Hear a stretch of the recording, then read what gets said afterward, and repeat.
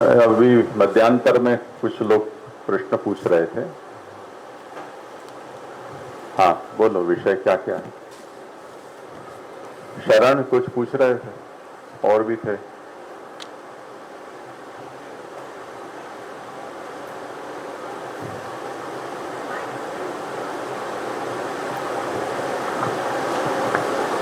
जी मेरा प्रश्न मतलब थोड़ा वेग है, बट मैं ऐसा समझा कि जो पूजा आदि कर्म है शास्त्रोक्त, तो वो सब हमारे मार्ग में मतलब निंदनीय है कि मतलब जब अवकाश हो सिर्फ तभी करना या फिर नहीं करना, प्रायोरिटी सेवा को देना, ऐसा मैं समझा। पर मतलब उसी के कॉन्टेक्स्ट में एक आगे प्रश्न है कि ये सब जो कर्म आदि है जो शास्त्र में गिनाए गए हैं, जो हमें करने चाहिए, पर हम लोग सेवा को प्रायोरिटी देते तो हम लोग उसको बाद में अवकाश में करते हैं या फिर नहीं करते। तो वो वो हमें करने चाहिए कि नहीं करने चाहिए? क्योंकि ठाकुर जी हमें गीता जी में भी आगे करते हैं कि जो मतलब थोड़े गुण स्पेसिफाई किए हुए कि जो राग द्वेष नहीं रखते, जो किसी को अहंकार नहीं रखते, जो शास्त्रविद कर्म निरंतर करते हैं, ये सब का जो पालन करते हैं, वो वैसे जीव वैसे भक्त मुझे प्रिय है। तो ये दोनों को कैसे लेना चाहिए, और किस हद तक हमें शास्त्रोक्त विधि को हमारे जीवन में अपनाना या फिर प्रैक्टिस करना चाहिए? ये हाँ प्रश्न हाँ, था। किसी को इस प्रश्न पर विचार करना हो तो।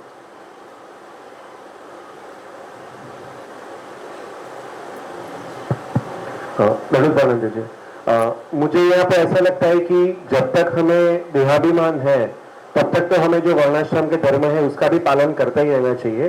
तो हम निरंतर भक्ति और निरंतर सेवा में तो प्रत्युत रहते नहीं है। तो जो भी अवकाश मिले उस समय हमारे जो भी वर्णाश्रम धर्म है उसका हमें पालन करना चाहिए, और वो भी ठाकुर जी में भक्तिभाव रख के बाकी जो अवकाश है उसी में करना चाहिए। बाकी नहीं हो रहा है वो अलग बात है, पर हम कर नहीं रहे हैं तो वो एक दोष है, वो पाप युक्त है। पर अगर नहीं हो रहा है और सेवा में ही हमारा पूरा समय व्यतीत हो रहा है तो वहां पे हमें दोष नहीं होगा। पर अगर हम जानबूझ के बाकी कुछ करना चाह रहे हैं और ये हम छोड़ रहे हैं तो वो फिर दोष युक्त होगा। शरण ठीक है। जी समझ आया। और प्रश्न हो किसी को?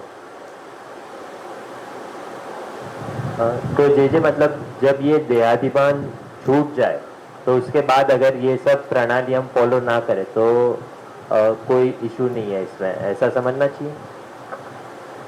इस विषय में दो मत हैं। महाप्रभु का एक वचन है, यावत देहोयम तावत वर्णाश्रम धर्म एव स्वधर्मा भगवत धर्मादयोपि परधर्मा विधर्मा वा। अब ये जो महाप्रभु का आदेश है या वचन है, उसका एक अर्थ ये है कि जब तक यावत देहोयम, देहाभिमान ऐसा शब्द का प्रयोग नहीं किया है, जब तक देह है तब तक वर्णाश्रम धर्म ही स्वधर्म है, और भगवत धर्म आदि हैं वो भी परधर्म या विधर्म है।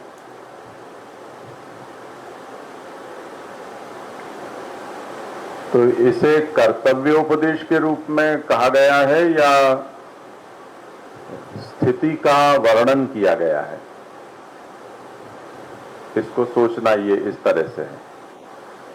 कर्तव्य के रूप में कहा गया हो तब फिर षोडश ग्रंथ पूरा के पूरा अप्रासंगिक हो जाता है, क्योंकि हमारा देह जब तक रहेगा तब को हमें वर्णाश्रम धर्म का ही पालन करना है। और वर्णाश्रम धर्म के पालन में हम धर्माचरण की लिस्ट देखें तो वो हमको निवरे ही नहीं पड़ने देंगे कि हम कुछ और कार्य कर सकें। मैंने ब्रह्म मुहूर्त से हम शुरू हुए 3:30-4 बजे से, तो रात को सोने तक शास्त्र हमको फ्रीडम नहीं देगा कि शास्त्रीय कर्म के अलावा आप और कुछ कर सको। इतना सब अनिवार्य कर्तव्य बताया गया है नित्य कर्म के रूप में। अभी हमने जैसे साधन दीपिका का ये कहा, स्नानम संध्या जपो होमः स्वाध्याय पितृतर्पणम वैश्वदेवक देवर्चा, ये इनको अगर हम निष्ठा से एक दिन भी करें तो निवरे नहीं पड़ सकते। तब फिर आचार्य चरण ने प्रकट होकर भगवान मार्ग किसके लिए कहा है? वो तो फिर वैकुंठ के जीवों के लिए ही रह गया, भूतल के जीवों के लिए तो रहा नहीं। तो इसका ऐसा मतलब तो हो नहीं सकता। इसलिए यावत देहोयम का मतलब अर्थ हमने किया देहाभिमान। तो देहोयम का मतलब देहाभिमान। जब तक जिसे देहाभिमान है, यानी मैं पुरुष हूं, मैं ब्राह्मण हूं, मैं ब्रह्मचारी हूं या मैं गृहस्थ हूं, इस प्रकार का जो अभिमान है यानी अवेयरनेस, जिसको ऐसी अवेयरनेस है या जिसका अहम जब वो सोकर उठता है तो कौन उठा, मैं किसी का बाप उठा, मैं किसी का बेटा उठा, किसी का भाई, किसी देश का नागरिक, किसी वर्ण का वर्णी व्यक्ति या इस आश्रम का मैं, इस अभिमान के साथ जब हम जागते हैं और हमारा जीवन बिताते हैं तो उस स्थिति में हम अपना वैष्णवत्व तो कहीं दबा हुआ है, कितना नीचे। तो यदि हम जिसका अभिमान लेकर हम जी रहे हैं उसका पालन न करके यदि हम भगवत धर्म का पालन प्रमुखता से कर रहे हैं तो ढोंग कर रहे हैं। क्योंकि आप जो हो वो आप नहीं जी रहे हो, जो आप नहीं हो वो आप जी रहे हो। तो इस अर्थ में ये हो जाएगा कि यावत देहाभिमानः वर्णाश्रम धर्मा एव स्वधर्माः, वर्णाश्रम धर्म के रूप में जो भी कहे जा रहे हैं वो ही धर्म आपके लिए स्वधर्म है, क्योंकि आप उसी अभिमान से पैदा हुए हो, उसी अभिमान में जी रहे हो। उस स्थिति में ये होगा कि प्रमुखता से वर्णाश्रम धर्म का पालन करना और गौण धर्मतया यानी उसकी फुर्सत में हमें भगवत धर्म का जितना हो सके सो करना। अब यहां हम अपने जो लौकिक अभिमान है उसकी तो चर्चा ही नहीं कर रहे हैं, बल्कि सच बात तो ये है कि अब कोई वर्णाश्रमाधिकार भी किसी का रहा नहीं है, इसलिए वो अभिमान अब किसी में है नहीं।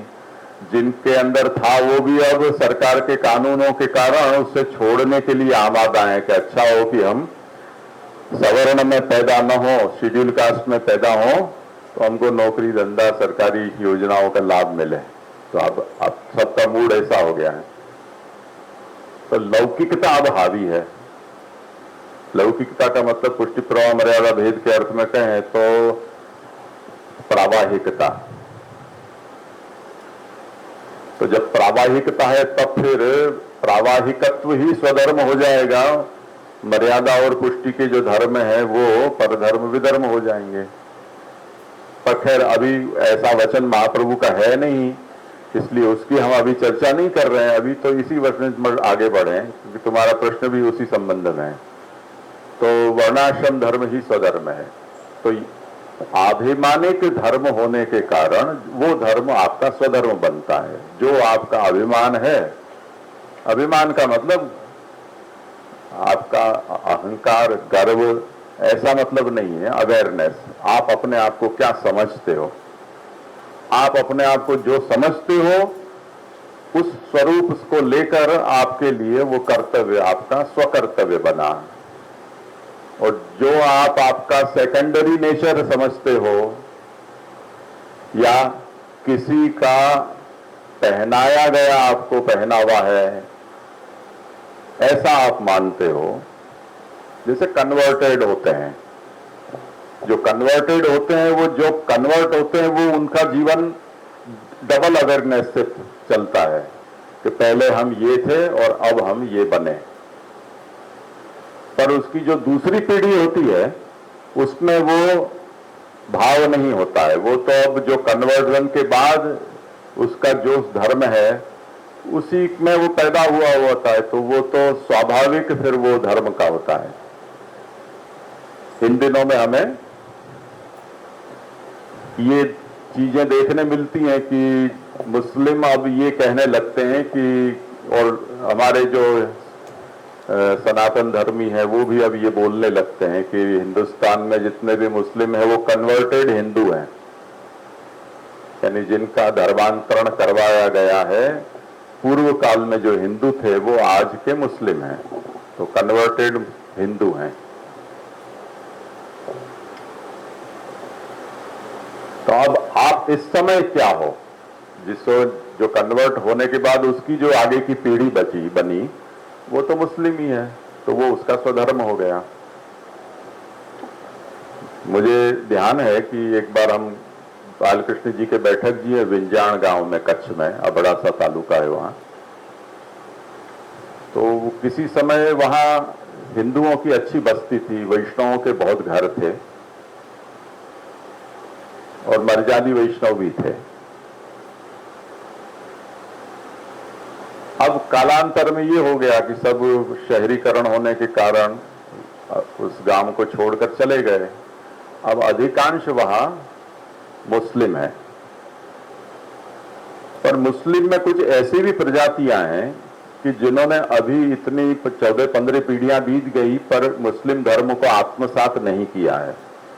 तो वो दोनों परंपरा जी रहे हैं, हिंदुओं के भी रीति रिवाज जीते हैं, शादी ब्याह में जाति आदि को भी मानते हैं, कुछ कुल परंपरा है उनको भी निभाते हैं, और साथ में मुल्लों के पास जाकर नमाज भी पढ़ते हैं, और अंतिम संस्कार हिंदू विधि से नहीं करके और उनको दफनाया जाता है।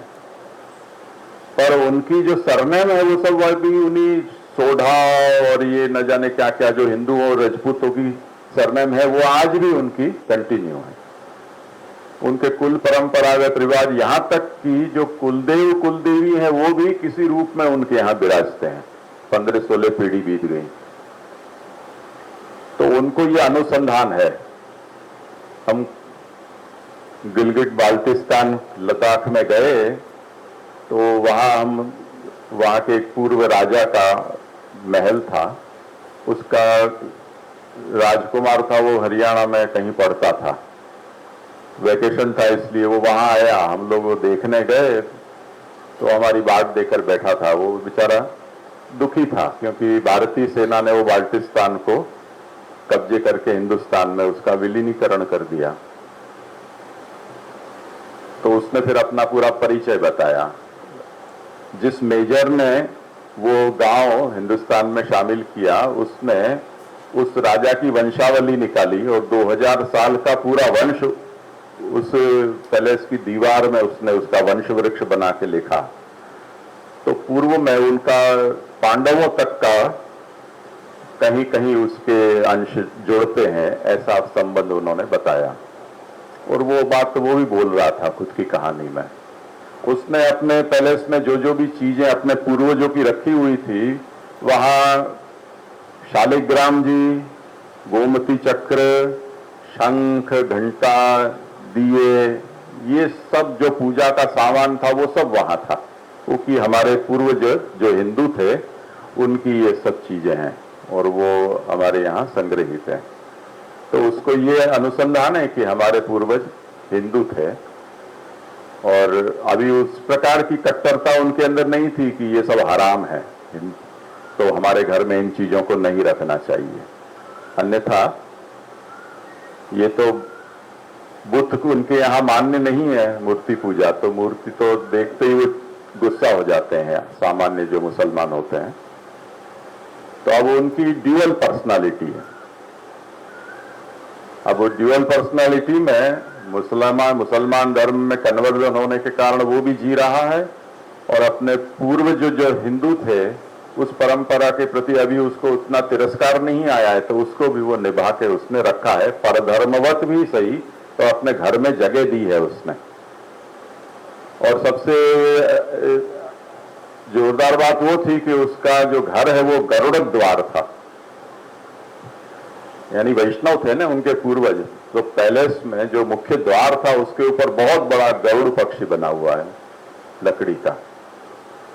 तो किसी समय में वो विष्णु देवालय होना चाहिए, ऐसा वो अनुमान कर रहा था कि यहाँ ये विष्णु देवालय था पहले।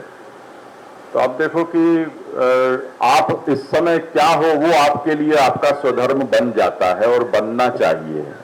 अगर नहीं बनाते हो तो आप किसी एक के प्रति अन्याय करते हो। तो महाप्रभु यही आज्ञा करना चाहते हैं कि आपका जो अभिमान है वो आपका स्वधर्म होना चाहिए। यदि आप वर्णी हो, आश्रमी हो, ऐसा ही आपका अभिमान है, तो वर्णाश्रम आपका स्वधर्म है। मैं कहूंगा तब भी आप भगवत धर्म के प्रति स्वधर्मवत व्यवहार नहीं कर पाओगे। कहने से क्या होगा, आपका अभिमान ही अभी उसको एक्सेप्ट नहीं कर रहा है। पर यदि कोई जीवात्मा, जैसे ये प्रहलाद है, उसका बाप ये समझ रहा है कि ये हमारा मेरा वारिसदार होगा तो राक्षस राज बनेगा, तो इसको राक्षसों की, राजाओं की जो पढ़ाई हो वो हमको उसको पढ़ानी है। उसके कहने से क्या होता है, प्रहलाद ने अपने आप को राक्षस कुल का भावी जो दावेदार है राजा पद के लिए ऐसा सोचा ही नहीं है। जैसे अपने पप्पू साहब सोचते रहे, इतने सालों तक बूढ़े हो गए कि मैं आगे जाकर कांग्रेस का राजकुमार हूं और राजा बन जाऊंगा हिंदुस्तान का। तो उस तरह से प्रहलाद जी के मन में ऐसा भ्रम था ही नहीं। वो तो अपने आप को विष्णुदास कह रहे हैं, तो उनको जो कुछ भी पढ़ाया गया वो कुछ स्वीकार्य ही नहीं बना। उनको तो यही लगा कि स्वधर्म यही है, नवदा भक्ति ही स्वधर्म है, ऐसा उनको पता चला। तो आपका स्व क्या है वो आप जब तय करोगे उसके अनुसार कर्तव्य आपको प्राप्त होता है। पर अब बहुत से कर्तव्य ऐसे होते हैं कि हम न चाहें तब भी हमारे माथे आ पड़ते हैं, तो क्या करोगे।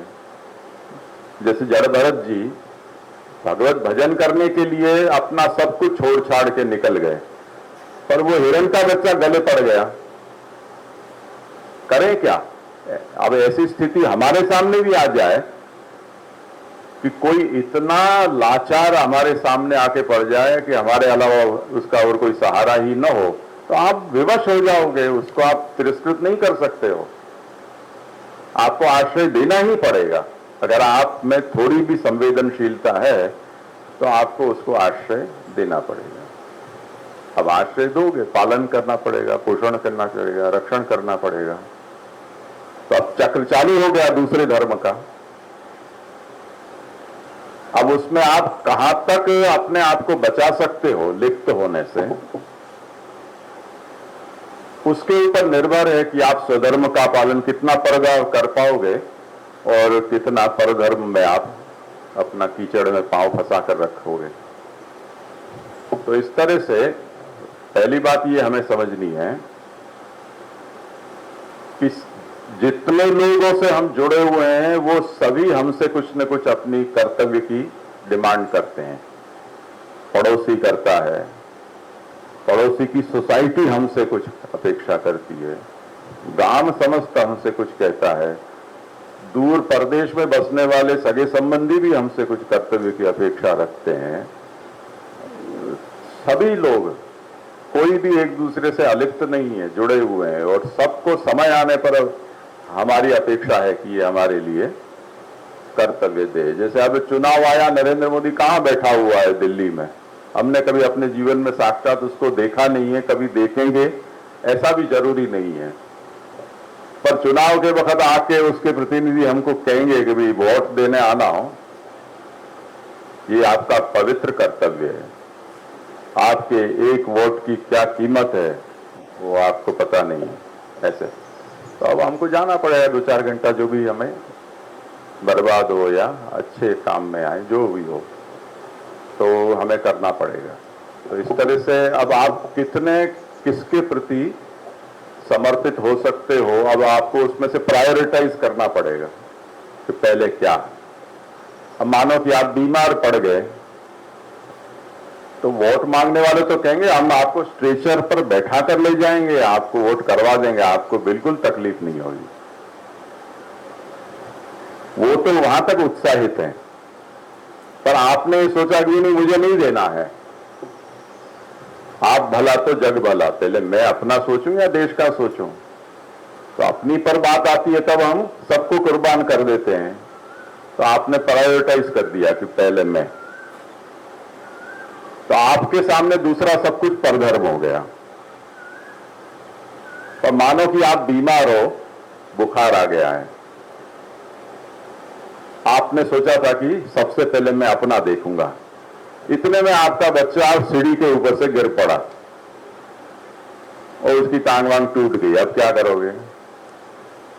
अब मेरा बुखार गया तेल लेने, पहले चल तेरे को लेके जाता हूं अस्पताल।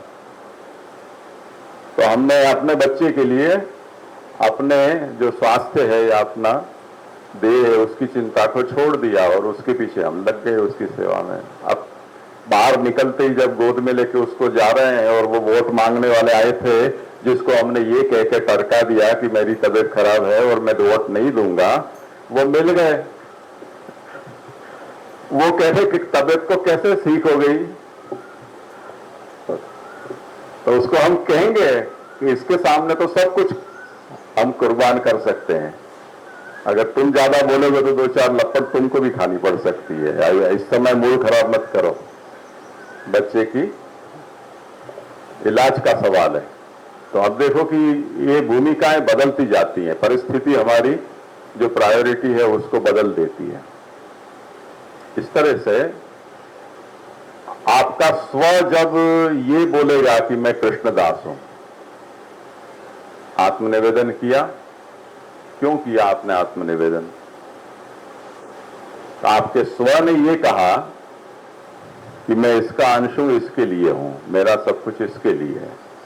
अब ये आपका स्व स्थिर है, जब तक स्थिर होगा तब तक आप स्वधर्म भगवत धर्म को मानकर उसके अनुसार आप जियोगे। अब परिस्थिति बदली, आपका स्व बदल गया कुछ देर के लिए, तो आप ठाकुर जी को छोड़ के आप कुछ और करने लग जाओगे। जैसे भगवत सेवा में ही आप घंटी बजी, फोन आया, क्या करोगे? थोड़ी देर आप विराजो, मैं आता हूं। उस समय पूरे ब्रह्मांड का स्वामी है, वो आपकी बात देखता हुआ विराजता रहेगा और आप कोई भी कुरियर वाले को अटेंड करोगे या कोई बस्ती गिनती के लिए आ गया उसको आप गिनती कराओगे। तब ये देखो स्व बदलता है, उसके साथ कर्तव्य बदलते जाते हैं। पर इसको हम स्थायी भाव और संचारी भाव के रूप में सोच सकते हैं कि यदि आपका स्थायी भाव वैष्णवत्व का है तो वैष्णव धर्म आपके लिए स्वधर्म है, होना चाहिए।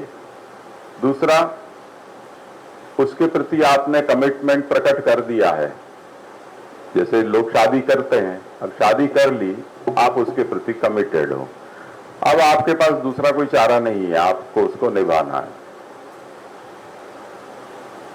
संचारी भाव में बहुत कुछ भाव उतरते चढ़ते हैं, सदा एक भाव नहीं रहता है कि हम 7 जन्मों तक साथ निभाएंगे, ऐसा ऐसा कुछ।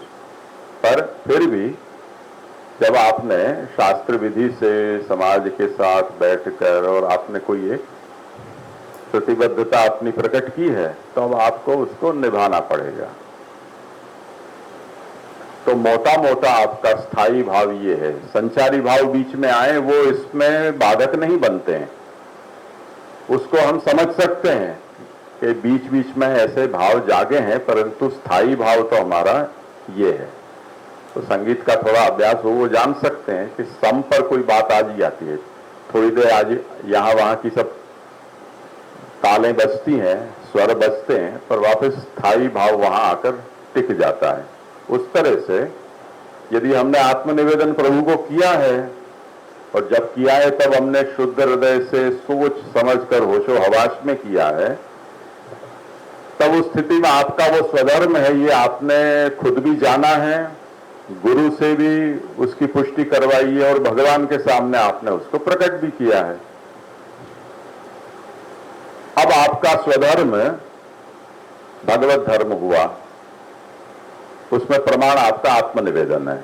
अब आप किसी को भी कह सकते हो कि मैं दीक्षित हूं, जैसे हम किसी को कहें कि हम शादीशुदा हैं, मैं यहां नौकरी करता हूं, ये आपका कमिटमेंट हो गया। मैं इस क्लब का या पक्ष का सदस्य हूं, ये देखो मेरा उसका बेज है, ये मेरी आईडी है। तो ये एक प्रतिबद्धता है जो आपके अपने स्मरण के लिए भी काम आती है, दूसरे को भी बताने के लिए कि अब मैंने इसके प्रति अपना कमिटमेंट प्रकट किया है, अब आप मुझे इसमें से विचलित न करें, मुझे करने दे जो कर रहा हूं सो। ठीक है ना? तो इस तरह से जो स्वधर्म है उसमें हमने जब ये अपनी प्रतिबद्धता भगवान के प्रति प्रकट की कि मेरे आप स्वामी हो, मैं आपका अनन्य सेवक हूं और दास कर्म वो मेरा स्वधर्म है, तो अब आपका अभिमान बीच में कभी भी ऊंचा नीचा हो, यहां वहां हो, पर आपका स्थायी भाव, स्थायी स्वरूप दासत्व का है। इसलिए आचार्य चरण ये आज्ञा करते हैं कि जब आपने अपने आप को भगवत दास के रूप में, वैष्णव के रूप में स्वीकार किया है, तब वैष्णवत्वम ही सहजम ततोन्यत्र विपर्ययः। अब आपका स्वधर्म सहज धर्म वैष्णव है, वैष्णवेतर धर्म आपका स्वधर्म नहीं है, अस्वधर्म है। इसलिए ब्रह्मसूत्र में इस संबंध में विचार किया गया है कि एक साथ अनेक कर्तव्य जब भक्त को प्राप्त हो जाएं, तब उसमें अंतरंग बहिरंग का वो विवेक कैसे करे। तो यही बात बताई गई है कि वर्णाश्रम धर्म का पालन वैष्णव को करना चाहिए, उसे छोड़ने नहीं चाहिए, ये भगवद आज्ञा है। इसी तरह वैष्णव होने के कारण भगवत धर्म का पालन उसे करना है, ये भी भगवद आज्ञा ही है। दोनों ही भगवद आज्ञा एक साथ प्राप्त हुई। अब दोनों प्रकार के जो कर्म हैं, वैष्णव कर्म और शास्त्रीय वर्णाश्रम के कर्म, वो एक ही समय में प्राप्त हो रहे हैं करने के लिए। ठाकुर जी कह रहे हैं कि मुझे जगाओ, शास्त्र कह रहा है कि संध्या करो, क्या करोगे? तो अंतरंग का निर्णय आपको ये करना है कि आपका स्व क्या कह रहा है। यदि आपके मन में यह है कि वर्णाश्रम धर्म का पालन मुख्य काल में नहीं करने पर शास्त्रापराध होता है, इसलिए पहले मैं वर्णाश्रम धर्म का जो भी आचरण है वो करूं, उसके बाद में फुर्सत में मैं भगवत धर्म का पालन करूंगा, तो ऐसा करते हैं लोग। पर वैष्णव को क्या करना चाहिए? तो ब्रह्मसूत्र ये कहता है कि मुख्य काल में भगवत सेवा करके उसके गौण काल में अवशिष्ट वर्णाश्रमादि धर्म है उनका आचरण करना चाहिए, क्योंकि वो हमेशा गौण है, भगवत धर्म अंतरंग है, मुख्य है। तो अब जो भी हमें करना है वैष्णव को, वो भगवत धर्म की अनुकूलता से अन्य लौकिक वैदिक धर्म का आचरण हमें करना है। भगवत धर्म का लोप हो जाए या भगवत धर्म गौण हो जाए, उस तरह से और कोई भी कर्तव्य हमारे लिए पालनीय नहीं होते हैं। ये सिद्धांत निर्णय है। आया समझ में? जी जी जी जी। तो कल जैसे हमने देखा कि प्रभु का प्रिय होना, ऐसी कामना रखना गलत नहीं है।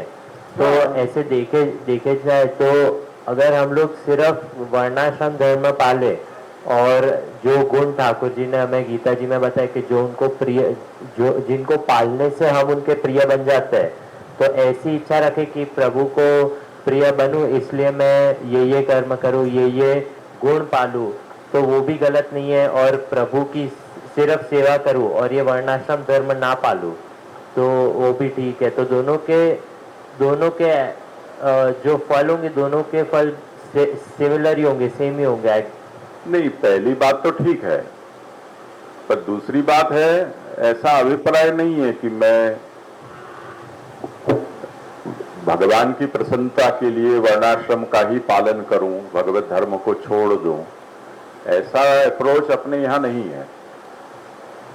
नहीं जी, मतलब कोई जीव को अगर यदि वर्णाश्रम धर्म सिर्फ वही पाले और जो गुण है वो पाले, जो प्रभु को प्रिय वैसे गुण रखे और हाँ। उसको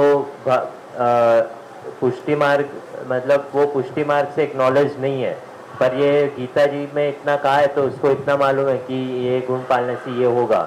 तो नहीं, गीता के एक वचन से सब बात का निर्णय नहीं होता है। गीता में और भी बात कही गई है, जैसे जो भक्त के लक्षण बताए हैं और योमद भक्त समय प्रिय, योमद भक्त समय प्रिय, ऐसे 32 लक्षण बताकर भगवान कहते हैं कि ऐसा भक्त मुझे प्रिय है। यो न ऋष्यति न द्वेष्टि न शोचति न कांक्षति, ऐसा जो भक्त है वो मुझे प्रिय है।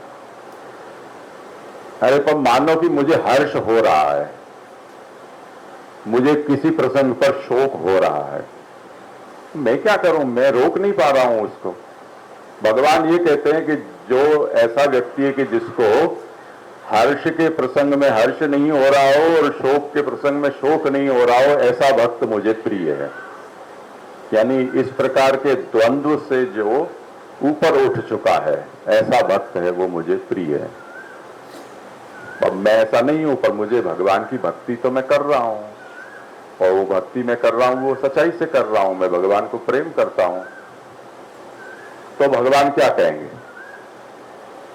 तो 32 लक्षण में से 2 लक्षण कम है, 30 तो हैं। तो 2 नहीं होने के कारण तुम अप्रिय नहीं हो जाओगे। इसलिए भगवान आगे ये भी आज्ञा करते हैं कि अपिचेत सुदुराचारो भजते माम अनन्य भाव साधुरेव समंतव्य सम्यक व्यवसितो ही सह। लक्षणों की बात तो दूर रही, सुदुराचरण करने वाला भी यदि अनन्य भाव से मेरा भजन करता है तो उसको तू साधु मान। तो अब भगवान के लिए किसी को प्रिय या अपना समझना, उसमें अब क्या नियामक रह गया? ये 32 लक्षण या अनन्य भजन, अंतरंग क्या माना जाएगा? अनन्य भजन ही तो माना जाएगा ना। और सब चीजें तो हैं वो पैराफर्नेलिया उसके सुशोभन के हैं, वो अंतरंग लक्षण नहीं है। और हम भी ऐसा ही देखते हैं सर्वत्र, परिवार में, मित्र हमारे जो होते हैं उनमें, या जाति बंधु में हमारे प्रति जिनका सहृदयता है, स्नेह जिनका है, उनके गुण दोषों को हम नहीं देखते हैं, उनके स्नेह को देखते हैं, उनके लगाव को देखते हैं। यही बात भगवान भी आज्ञा कर रहे हैं कि लगाव मुख्य बात है, उसके बाद जितने लक्षण बढ़ेंगे तो और अच्छी बात है, नहीं है तो कोई बात नहीं, आपका स्नेह मेरे लिए बहुत है। तो इसलिए पुष्टि प्रवाह मर्यादा भेद में ये बात बताई गई है कि जो पुष्टि जीव होता है उसका भगवत धर्म में निष्ठा सहज स्वाभाविक ही होती है। लोक में और वेद में उसकी निष्ठा कृत्रिम होती है, ये उसकी पहचान है। प्रवाही जीव में, प्रावाहिक सांसारिक धर्मों में उसकी निष्ठा सहज होती है, भगवत धर्म और वेदाचरण है उसमें उसकी निष्ठा कृत्रिम होती है। इसी तरह जो मर्यादा जीव है उसकी वेदोक्त धर्म में निष्ठा सहज होती है, और लोक और भगवत धर्म में उसकी निष्ठा कृत्रिम होती है। यही उसका टचस्टोन है। तो आप क्या हो वो आपकी निष्ठा बता देगा।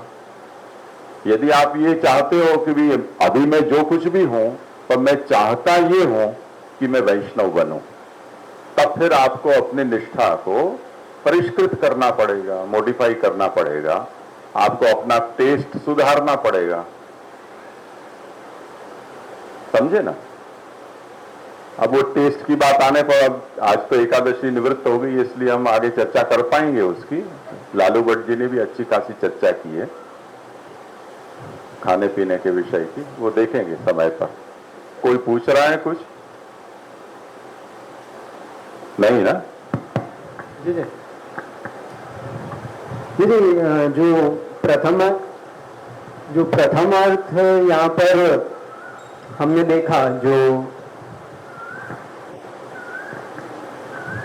जहाँ जहाँ पर ये बता रहे हैं कि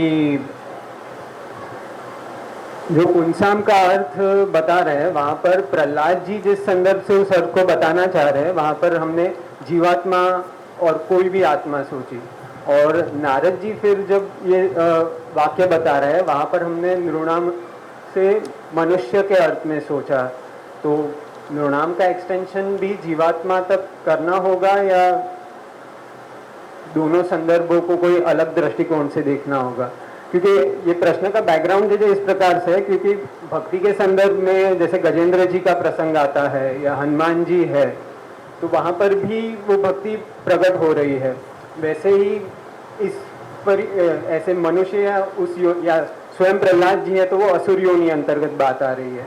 और ब्रजलीला में देखे तो जो बादल है उन्होंने भी ठाकुर जी को छाव और जल वर्षा करके सुख दिया है, सेवा की है। तो जो नारद जी संदर्भ बताना चाह रहे हैं और जो प्रहलाद जी संदर्भ बताना चाह रहे हैं, तो नृणाम को और पुंसाम को कैसे समझेंगे?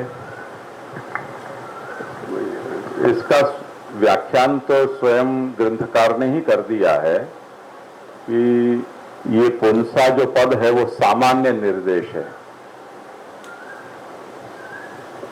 तो सामान्य का मतलब जनरलाइज्ड है, यहाँ कोई स्पेसिफिकेशन नहीं है कि ये किसके लिए धर्म है। इसी तरह जो नृणाम पद है वो भी इम्पर्सनल नेचर का है। देवता का धर्म है या असुर का है, स्त्री का है या पुरुष का है, द्विज का है या अद्विज का है, या मनुष्य के है या पशु का है, इस तरह से इसे पर्सनलाइज नहीं किया गया है। तो इम्पर्सनल नेचर का ये जनरलाइज स्टेटमेंट है कि भक्ति सब कर सकते हैं। अब ये बात क्योंकि मनुष्यों के बीच में हो रही है तो मनुष्य की बात होगी। अगर जटायु आ जाता या गरुड़ जी आ जाते तो ऐसे, या गैयाएं आ जाती, कामधेनु आ जाता, ऐरावत आ जाता, तो फिर वो चर्चा में और भी ज्यादा स्पीसीज हैं वो ऐड होते जाएंगे तो उसके अनुसार उसका दायरा और बढ़ा दिया जाएगा। भाई यहाँ नृणाम या पुंसा शब्द का मतलब उसकी शरीर आकृति न होकर जीववाची है ये, जो कि हमारे यहाँ आत्मनिवेदन ब्रह्म संबंध के संबंध में ये बात कही गई है कि वहां स्त्री या पुरुष का उल्लेख किया है। जैसे भार्या है तो भार्या है तो वहां जो पति है वो हल्ला मचाएगा मेरा क्या। और अगर वहां ये उल्लेख किया जाता कि मैं मेरे पति का आपको समर्पण करता हूं, करती हूं, तो स्त्रीलिंग का प्रयोग होता और कर्ता स्त्री रूप में आती, तो पुरुष हल्ला मचाता कि मेरा क्या, मेरा आत्मनिवेदन हुआ कि नहीं हुआ। तो ये बात नहीं है, उसका तात्पर्य वृत्ति से उसको हमें ग्रहण करना है। आजकल ऐसी भाषा बोली जाती है कि ही और शी, ऐसे बार बार बोलना पड़ता है, क्योंकि जब ही बोलते हो तो शी हल्ला मचाती है, शी बोलते हो तो ही हल्ला मचाता है कि हमारा क्यों उल्लेख नहीं किया। तो ऐसा हमारे यहाँ इसलिए नहीं है कि ही हो चाहे शी हो, वहां जीववाची उससे समझा जाता है। और जहां ही या शी लिंग का वहां प्राधान्य होता है, वहां उसको स्पष्ट कर दिया जाता है कि ये अधिकार में, इसको हमने इसलिए कहा है क्योंकि ये इसी के अधिकार में है।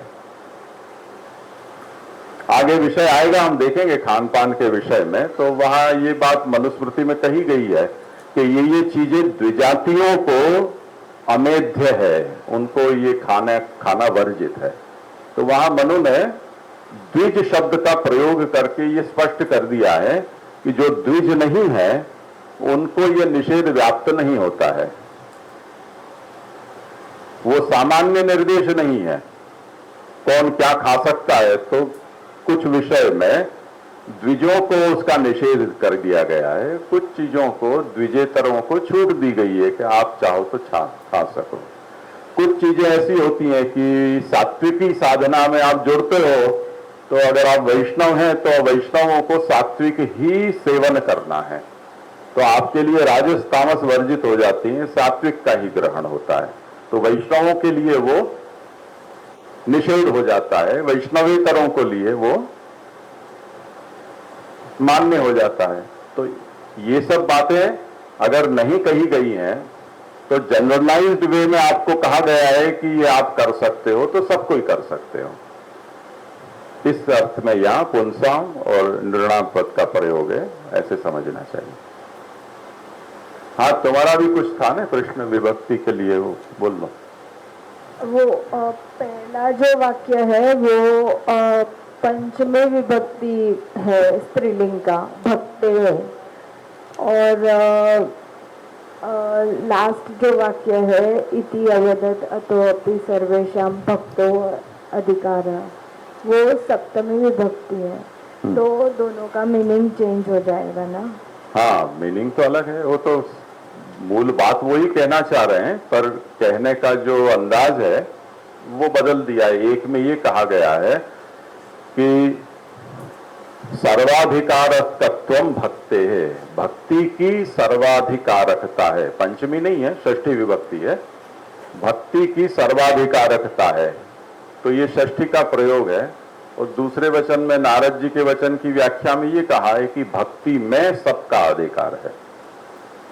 तो ऐसे वैसे वर्षा ये बात बताई गई है, यानी विद्यापीठ में कोई भी आ सकता है ये कहना, और विद्यापीठ सबके लिए है ऐसा बोलना।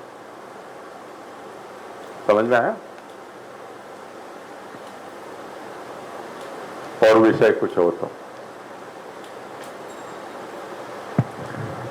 ये थोड़ा मतलब उसी संदर्भ में आउट ऑफ कॉन्टेक्स्ट है, पर क्योंकि ब्रेकअप ये जब मध्यांतर किया उसके पहले भी हमने वो चेतन और अचेतन के बारे में जो दृष्टांत था माइक के वायर का, और वो तो उसी प्रकार से जब जैसे बादल भी सेवा कर रहे हैं तो वो किस मतलब दृष्टिकोण से वहां भी देखना होगा।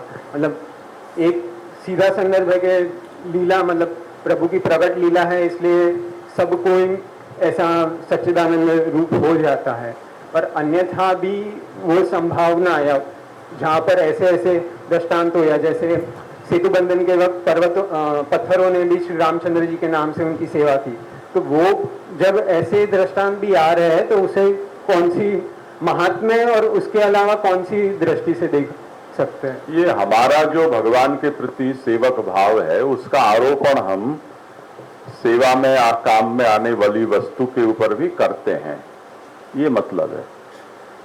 जैसे मानो कि आज यहाँ ये सब इलेक्ट्रिक साधन है, तो पंखे चल रहे हैं, कूलर चल रहे हैं, उसके स्थान पर यदि हमें पुराने जमाने में चले जाएं और पंखे करने के लिए पंखिया बोल दिए जाते थे पहले, जो पंखा का ही काम करते थे, हवा फेंकने का, तो वो पंखा कर रहे हैं, वो आपकी सेवा कर रहे हैं। अब आज तो वो है नहीं, और मैं ये कहना चाहूँ तो कह सकता हूँ नहीं कि देखो ये विद्यापीठ के पंखे कूलर आपकी सब सेवा कर रहे हैं ठंडी ठंडी हवा देकर।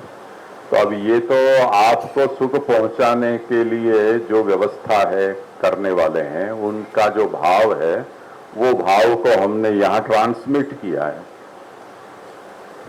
और उस भाव का आरोपण करके उनको चेतनवत मानकर वो आपकी सेवा कर रहे हैं, ऐसा हम कहना चाहते हैं।